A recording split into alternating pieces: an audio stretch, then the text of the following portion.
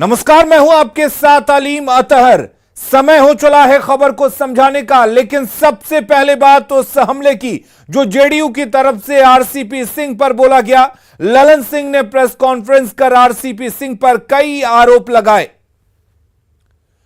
नीतीश कुमार के खिलाफ षड्यंत्र हुआ, आरसीपी सिंह पर जेडीयू ने हमला बोला। आरसीपी सिंह को पार्टी से जाना ही था। आरसीपी सिंह का तन जेडीयू में था और मन कहीं और था। सब पता है कहां से षड्यंत्र हुआ। जेडीयू के राष्ट्रीय अध्यक्ष ललन सिंह ने आरसीपी सिंह पर आरोप लगाते हुए कहा कि समय आने पर वो सब बताएंगे। देर सवेर तो जाना ही था, इस्तीफा तो उन्होंने अभी दिया। देर सवेर तो उनको जाना ही था, इसलिए कि उनका तन यहां था और उनका मन कहीं और था। तो जब तन और मन अलग अलग जगह पर था तो देर सवेर तो जाना ही था उनको, इसमें कहां कोई दो राय। और जेडीयू से इस्तीफा देने के बाद आरसीपी सिंह और जेडीयू के बीच वार पलटवार शुरू हो गया है। ललन सिंह ने आरसीपी सिंह पर संघर्ष नहीं बल्कि सिर्फ सत्ता के साथी होने का आरोप लगाया है, जिस पर पूर्व केंद्रीय मंत्री आरसीपी सिंह ने पलटवार किया है। बताइए, कह रहे हैं कि जनता दल यूनाइटेड जो है डूबता हुआ जहाज है। क्या जानते हो जनता दल यूनाइटेड के बारे में? क्या जानते हो समता पार्टी के बारे में? समता पार्टी और जनता दल यूनाइटेड का निर्माण कैसे हुआ है और किन संघर्ष के रास्ते से निर्माण हुआ है, उसका कोई ज्ञान है? एबीसीडी का ज्ञान है उनको? कोई ज्ञान नहीं, कुछ नहीं जानते। वो कभी संघर्ष के साथी नहीं रहे, वो सत्ता के साथी रहे। ज्यादा जानते हैं श्रीमान जी जो बोल रहे हैं ना, इनसे मैं ज्यादा जानता हूं, समझ लिए ना। मैं इनके हम तो उस समय तो पार्टी छोड़ दिए, इनके नेता के साथ मैं कब से हूं जी? 98। श्रीमान जी 2009 के बाद कहां चले गए, क्या कर रहे थे? तो समता पार्टी जनता दल को हमसे ही पूछेंगे, पढ़ते लिखते हैं। और जेडीयू के राष्ट्रीय अध्यक्ष ललन सिंह ने आरोप लगाया है कि सीएम नीतीश कुमार के मर्जी के खिलाफ आरसीपी सिंह केंद्र में मंत्री बने थे। ललन सिंह के आरोपों को आरसीपी सिंह ने झूठा करार दिया है। 2019 में माननीय मुख्यमंत्री जी ने फैसला किया था कि हम सरकार में शामिल नहीं होंगे। हमारी पार्टी आज उस स्टैंड पर कायम है, माननीय मुख्यमंत्री जी के 2019 के निर्णय पर। 2021 में जो शामिल हुए थे उनसे जाके पूछिएगा ना, क्योंकि वो बार बार ये कहते थे कि हम मुख्यमंत्री से पूछ के, अब मुख्यमंत्री उनका खंडन करते हैं। यही तो मैं बता रहा हूं, इससे बड़ा सफेद झूठ कुछ है ही नहीं। एक बार नहीं, अरे झूठों को मैं क्या बोलूं। आधा घंटा बैठे हैं सीएम हाउस में, तब आए हैं, बोले क्या बात है जी? हमकी कल आपसे बात हुई थी, उनका हमको तो बताया नहीं, हमको तो ललन जी बताए हैं। तो बोले क्या बात हुई? हमने कहा बात देखिए यही है कि वो कह रहे हैं कि एक्सपेंशन होना है, जेडीयू को उसमें रहना है, और एक सीट बोल रहे हैं, भी मेरे नाम पर बोल रहे हैं। छूटते ही मुख्यमंत्री जी ने कहा जी, हम ही वो थे कि अरे आप जो है शपथ ले लीजिए, इनको हम राष्ट्रीय अध्यक्ष बना देंगे। और जेडीयू अध्यक्ष ललन सिंह ने कहा है कि आरसीपी सिंह का तन जेडीयू में और मन कहीं और ही था। उस पर भी आरसीपी सिंह ने पलटवार किया है। और बाकी तो उनको देर सवेर तो जाना ही था, इस्तीफा तो उन्होंने अभी दिया। देर सवेर तो उनको जाना ही था, इसलिए कि उनका तन यहां था और उनका मन कहीं और था। तो जब तन और मन अलग अलग जगह पर था तो देर सवेर तो जाना ही था उनको, इसमें कहां कोई दो राय। कि मैं जहां रहता हूं, जिसके साथ रहता हूं, पूरी ईमानदारी के साथ रहता हूं। मेरे में ये कोई ये नहीं है कि सामने कुछ पीछे कुछ। ऑप्शन में क्या है सर? बीजेपी है, सारे ऑप्शंस हैं भाई। अरे हमारा इतने सब जगह, हमारा देखिए हमारी ताकत कहां पर है। आज भी हमारे वर्कर कहां सब है। हम बताए ना कि हम विश्वास करते हैं जमीन पर। ये लोग क्या बोलता है, कौन इस्तीफा कर रहा है, छोटकन कार्य करता हुआ। ललन सिंह ने नीतीश कुमार के खिलाफ साजिश रचे जाने का आरोप लगाया है। उस पर आरसीपी सिंह ने भी पलटवार किया है। और नीतीश कुमार जी ने षड्यंत्र को बचा लिया। पहले भी कहे, हमने पहले भी कहा कि नीतीश कुमार जी की संख्या जो 43 पर आ गई, वो जनाधार में कमी के कारण नहीं आई। नीतीश कुमार जी के खिलाफ षड्यंत्र हुआ, साजिश हुई और उस साजिश का परिणाम है 43 पर पहुंचना। और उस षड्यंत्र के प्रति अब हम सब लोग नीतीश कुमार जी के नेतृत्व में सतर्क हैं। कोई षड्यंत्र यहां चलने वाला नहीं है। तो देखिए, जिस पद पर रहिए, जो काम मिले, जो दायित्व मिले, उसको 100% करना चाहिए, और मैंने ये किया। अब बताइए, क्या कहते हैं कि 2020 का चुनाव में हम लोग का परफॉर्मेंस खराब रहा, क्योंकि संगठन देख रहे थे और इन्होंने संगठन में ठीक से नहीं काम किया। 2020 तो इनको याद है, 2019 भुला गए। 40 में 39 जीते जी, सिर्फ किशनगंज हारे, उसमें तो संगठन मेरा बड़ा तगड़ा था। जेडीयू के राष्ट्रीय अध्यक्ष ललन सिंह ने आरसीपी सिंह पर सीएम नीतीश कुमार के कद को छोटा करने का आरोप लगाया है। उस पर आरसीपी सिंह ने क्या कुछ कहा, सुनिए। हमने कहा कि षड्यंत्र हुआ, साजिश हुई और नीतीश कुमार जी का कद छोटा करने की साजिश हुई। अब साजिश का खुलासा हमने कहा है कि जब समय आएगा तो भी बता देंगे। तो देखिए, मैं तो अपना काम करते रहा जी। अब आप किसी को मेरे काम पर लगने लगे कि भाई लोग नारा, अच्छा नारा पर आपने कहा कि भाई मुख्यमंत्री कैसा हो, तो क्या नारा लगा था? प्रधानमंत्री कैसा हो, लगाता है नहीं लोग। अच्छा, जो हमारे बारे में बोल रहे हैं, तो हमारे राष्ट्रीय अध्यक्ष पूर्व पार्टी में जो हम थे, उनके बारे में भी नारा लगा। जो हमारे पूर्व पार्टी के जो हमारे वो अध्यक्ष हैं संसदीय दल को, उनका भी नारा लगा। और नारा क्या लगा रहा है? मुख्यमंत्री कैसा हो। ये तो नहीं कर रहा, मुख्यमंत्री हटा के इनको बना दीजिए। और चलिए, ललन सिंह और आरसीपी सिंह के बीच इस वार पलटवार को समझते हैं। दरअसल आरसीपी सिंह का जेडीयू में चैप्टर क्लोज हो चुका है। आरसीपी सिंह जेडीयू से इस्तीफा दे चुके हैं। अब वो कुछ भी बोलने के लिए स्वतंत्र हैं। चूंकि आरसीपी सिंह पर जेडीयू ने गंभीर आरोप लगाए हैं और यही वजह है कि इस्तीफे के बाद आरसीपी सिंह जेडीयू पर हमलावर हैं। खुलकर नीतीश कुमार पर भी निशाना साध रहे हैं। चूंकि आरसीपी सिंह की जेडीयू संगठन में पकड़ मानी जाती है। जेडीयू के नेता नहीं चाहते हैं कि कार्यकर्ताओं में कोई भी कंफ्यूजन हो, इसलिए कार्यकर्ताओं तक मैसेज पहुंचाया जा रहा है कि नीतीश कुमार पार्टी के सर्वमान्य नेता हैं और आरसीपी सिंह नीतीश कुमार के खिलाफ षड्यंत्र कर रहे थे। इधर जेडीयू से इस्तीफा देने के बाद आरसीपी सिंह ने जेडीयू और नीतीश कुमार पर खूब निशाना साधा था। जेडीयू की तरफ से पार्टी के राष्ट्रीय अध्यक्ष ललन सिंह ने आरसीपी सिंह की एक वार पर पलटवार किया, लेकिन ललन सिंह ने आरसीपी सिंह पर निशाना साधते साधते कुछ ऐसा भी कह डाला जिससे यह सवाल उठने लगा है कि क्या आरसीपी के बहाने जेडीयू का बीजेपी पर निशाना है।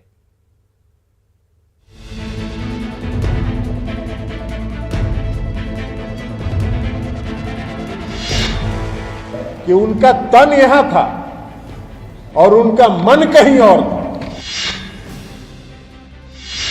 शनिवार को आरसीपी सिंह के इस्तीफे के साथ ही जेडीयू में 12 साल पुराना आरसीपी का चैप्टर क्लोज हो गया। लेकिन आरसीपी सिंह के तेवर और उसके बाद जेडीयू का पलटवार बताने के लिए काफी है कि ये लड़ाई और आगे बढ़ेगी। हमने कहा कि षड्यंत्र हुआ, साजिश हुई और नीतीश कुमार जी का कद छोटा करने की साजिश हुई। अब साजिश का खुलासा हमने कहा है कि जब समय आएगा तो भी बता देंगे। शनिवार को आरसीपी सिंह की तरफ से किए गए वार पर जेडीयू के राष्ट्रीय अध्यक्ष ललन सिंह ने जमकर पलटवार किया। आरसीपी सिंह की तुलना केयरटेकर से करते हुए ललन सिंह ने कहा कि उन्हें मालिक होने की गलतफहमी हो गई थी और वो पार्टी में रहकर पार्टी को डुबाने में लगे थे। नीतीश कुमार जी के खिलाफ षड्यंत्र हुआ, साजिश हुई और उस साजिश का परिणाम है 43 पर पहुंचना। ललन सिंह ने चिराग मॉडल का भी जिक्र किया और नीतीश कुमार के खिलाफ षड्यंत्र का आरोप लगाया। एक मॉडल इस्तेमाल किया गया था 2020 के विधानसभा के चुनाव में, चिराग मॉडल, और दूसरा चिराग मॉडल तैयार किया जा रहा था। लेकिन कभी अगर होगा आगे तब बताएंगे कि षड्यंत्र कहां हुआ और कैसे हुआ। हालांकि ललन सिंह ने खुलकर किसी पार्टी का नाम नहीं लिया, लेकिन एक खास पार्टी से आरसीपी सिंह की नजदीकी का जिक्र कर संकेत दे दिया। और बाकी तो उनको देर सवेर तो जाना ही था, इस्तीफा तो उन्होंने अभी दिया। देर सवेर तो उनको जाना ही था, इसलिए कि उनका तन यहां था और उनका मन कहीं और था। सवाल है कि क्या जेडीयू आरसीपी के बहाने बीजेपी पर निशाना साध रही है, क्योंकि 2020 के विधानसभा चुनाव में चिराग पासवान ने खुलकर जेडीयू का विरोध किया था और बीजेपी के खिलाफ नरमी दिखाई थी। जेडीयू नेता मानते हैं कि चिराग को बीजेपी नेताओं की शह थी।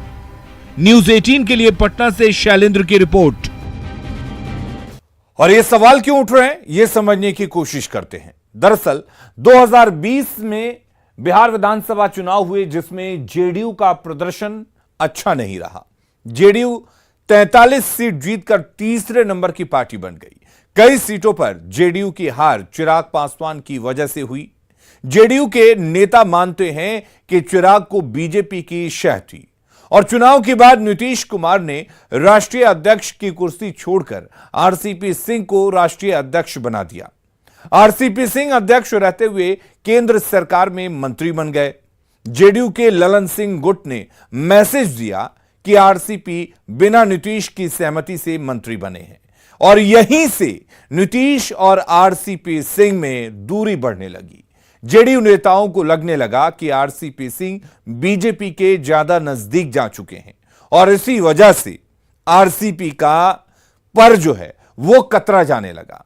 पहले राष्ट्रीय अध्यक्ष की कुर्सी छिन गई, फिर राज्यसभा का टिकट नहीं दिया गया और जिसकी वजह से मंत्री की कुर्सी भी चली गई और आखिर में आरसीपी पर गंभीर आरोप लगा दिए गए कि आरसीपी सिंह का मन कहीं और है और तन कहीं और है। और इस आरोप को लगाकर ललन सिंह ने एक तीर से दो निशाने साध दिए। अगली खबर का रुख करते हैं। इधर दिल्ली में नीति आयोग की 7वीं गवर्निंग काउंसिल की बैठक हुई। इस बैठक में देश भर के मुख्यमंत्रियों ने शिरकत की, लेकिन बैठक में बिहार के मुख्यमंत्री नीतीश कुमार शामिल नहीं हुए।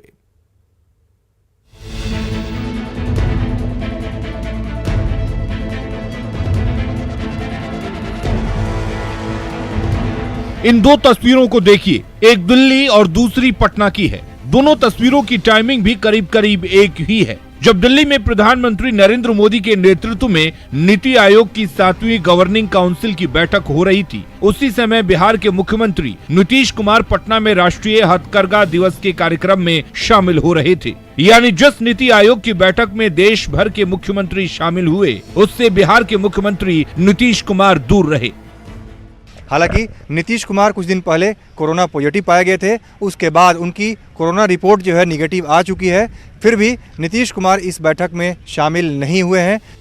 ये कोई पहला मौका नहीं है, बल्कि 17 जून के बाद से ये चौथा मौका है जब नीतीश कुमार किसी केंद्रीय कार्यक्रम में शामिल नहीं हुए। इससे पहले वो 17 जुलाई को राष्ट्रीय ध्वज को लेकर बुलाई गई केंद्रीय गृह मंत्री अमित शाह की बैठक में शामिल नहीं हुए थे। 22 जुलाई को निवर्तमान राष्ट्रपति रामनाथ कोविंद के लिए पीएम मोदी की तरफ से आयोजित विदाई रात्रि भोज में भी शामिल नहीं हुए। 25 जुलाई को उन्होंने राष्ट्रपति के रूप में एनडीए उम्मीदवार द्रौपदी मुर्मू के शपथ ग्रहण में भी भाग नहीं लिया। हालांकि नीति आयोग की बैठक में तेलंगाना के मुख्यमंत्री के चंद्रशेखर राव भी शामिल नहीं हुए, लेकिन नीतीश कुमार के एनडीए में रहते नीति आयोग की बैठक में न जाना कई सवाल खड़े करता है। न्यूज 18 के लिए दिल्ली से अमितेश और पटना से विनीता मिश्रा की रिपोर्ट। और नीतीश कुमार के नीति आयोग की बैठक में शामिल होना अहम क्यों था, यह समझ लेते हैं। दरअसल गवर्निंग काउंसिल नीति आयोग की एक शीर्ष संस्था है। प्रधानमंत्री नीति आयोग के अध्यक्ष हैं और इसकी बैठक में देश के नीति निर्धारण पर चर्चा होती है। इसमें सभी राज्यों के मुख्यमंत्री, केंद्र शासित प्रदेशों के लेफ्टिनेंट गवर्नर और कई केंद्रीय मंत्री शामिल होते हैं। जुलाई 2019 के बाद नीति आयोग गवर्निंग काउंसिल की यह पहली फिजिकल बैठक थी। महामारी के कारण बीते 2 साल से यह बैठक वर्चुअली हो रही थी और इस साल की बैठक का तेलंगाना के मुख्यमंत्री ने बहिष्कार किया, जबकि बिहार के मुख्यमंत्री नीतीश कुमार भी इस बैठक में शामिल नहीं हुए। सूत्रों के हवाले से जो खबर आई उसके मुताबिक स्वास्थ्य कारणों से नीतीश कुमार बैठक में शामिल नहीं हो पाए, लेकिन केंद्र के कई कार्यक्रमों नीतीश कुमार के शामिल न होने से सवाल उठने लगे हैं, क्योंकि कई ऐसे कार्यक्रम हुए हाल फिलहाल में जिसमें नीतीश कुमार शामिल नहीं हुए। अगली खबर का रुख करते हैं। महंगाई के खिलाफ बिहार में विपक्षी दलों ने प्रतिरोध मार्च निकाला। प्रतिरोध मार्च की अगुवाई आरजेडी ने की।